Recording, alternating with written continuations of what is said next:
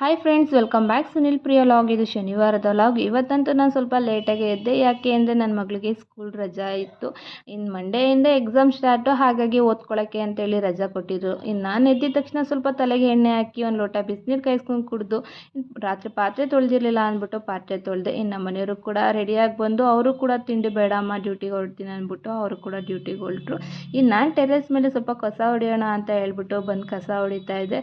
ಹಿಮ ಅಂತೂ ತುಂಬಾ ಸುರಿತಾ ಇತ್ತು. ತಣ್ಣಗೆ ಗಾಳಿ ಬೀಸ್ತಾ ಇತ್ತು. ಸುತ್ತಮುತ್ತ ಇರೋದು ಬೇರೆ ಥರ ಮರ, ಆದರೆ ಆ ಥರ ಎಲೆ ಎಲ್ಲಿಂದ ಬಂತು ಅನ್ನೋದೇ ಗೊತ್ತಿಲ್ಲ. ಗಾಳಿ ಜಾಸ್ತಿ ಆದಾಗ ಅದು ಎಲ್ಲಿಂದ ತೊಗೊಬಂದು ಹಾಕುತ್ತು. ನನ್ನ ಮಗಳನ್ನ ಎದ್ದು ಓದ್ಕೊ ಅಂದರೆ ಏನು ಡವ್ ಮಾಡ್ತಾ ಇದ್ದಾಳೆ ನೋಡಿ. ನಾನು ಸ್ನಾನ ಮಾಡ್ಕೊಂಡು ಬರೋಷ್ಟರಲ್ಲಿ ಎದ್ದು ಓದ್ತಾ ಇರಬೇಕು ಅಂತ ಹೇಳಿದ್ದೆ, ಹಾಗಾಗಿ ಕುತ್ಕೊಂಡು ಓದ್ತಾ ಇದ್ಲು. ಇನ್ನು ಅಜ್ಜಿ ಯಾಕೆ ಅಳ್ತಾ ಇದ್ದಾರೆ ಅಂತ ಬಂದು ನೋಡಿದ್ರೆ, ಅಜ್ಜಿನ ಅಳಿಸ್ತಾ ಇರೋದು ಈ ಈರುಳ್ಳಿ.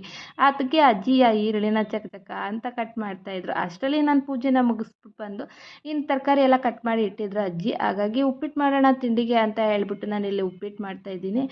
ಹಾಗೆ ನಾರ್ಮಲ್ ಉಪ್ಪಿಟ್ಟು ಮಾಡಿದರೆ ಯಾರೂ ತಿನ್ನಲ್ಲ. ಈ ಥರ ತರಕಾರಿ, ಬಟಾಣಿ, ಕಾಯಿ ತುರಿ ಎಲ್ಲ ಹಾಕಿ ಮಾಡಿದ್ರೆ ನಮ್ಮ ಮನೇಲಿ ಎಲ್ಲರಿಗೂ ಇಷ್ಟಪಟ್ಟು ತಿಂತಾರೆ. ಇನ್ನು ನನಗಂತೂ ಈ ಥರ ಬಿಸಿ ಬಿಸಿ ಉಪ್ಪಿಟ್ಟು ತಿನ್ನೋಕ್ಕಂತೂ ತುಂಬಾ ಇಷ್ಟ. ಇನ್ನು ತುಂಬಾ ಬಿಸಿಲು ಇರೋದ್ರಿಂದ ಕೋಲ್ಡಿಗೆ ಏನಾದರೂ ಮಾಡೋಣ ಅಂತ ಹೇಳ್ಬಿಟ್ಟು ಇನ್ನು ಸ್ವಲ್ಪ ದ್ರಾಕ್ಷಿ ಇತ್ತು ಅಂತ ಹೇಳ್ಬಿಟ್ಟು ಶುಗರ್ ಕಮ್ಮಿ ಹಾಕಿ ಐಸ್ ಜಾಸ್ತಿ ಹಾಕಿ ದ್ರಾಕ್ಷಿ ಜ್ಯೂಸ್ ಮಾಡಿದೆ. ತುಂಬಾ ಚೆನ್ನಾಗಿತ್ತು. ಇನ್ನು ನನ್ನ ಮಗಳು ರಿಯಾಕ್ಷನ್ ನೋಡಿ, ಅವಳಿಗಂತೂ ಸಿಕ್ಕಾಪಟ್ಟೆ ಇಷ್ಟ ಆಯಿತು ಜ್ಯೂಸು. ಇನ್ನು ನಾನು ಹೊರಗಡೆ ಜ್ಯೂಸ್ ಕುಡಿತಾ ಕೂತಿದ್ದೆ. ಅಜ್ಜಿನೂ ಮೊಮ್ಮಗಳು ಇಬ್ಬರು ಆಟ ಆಡ್ತಾ ಇದ್ರು.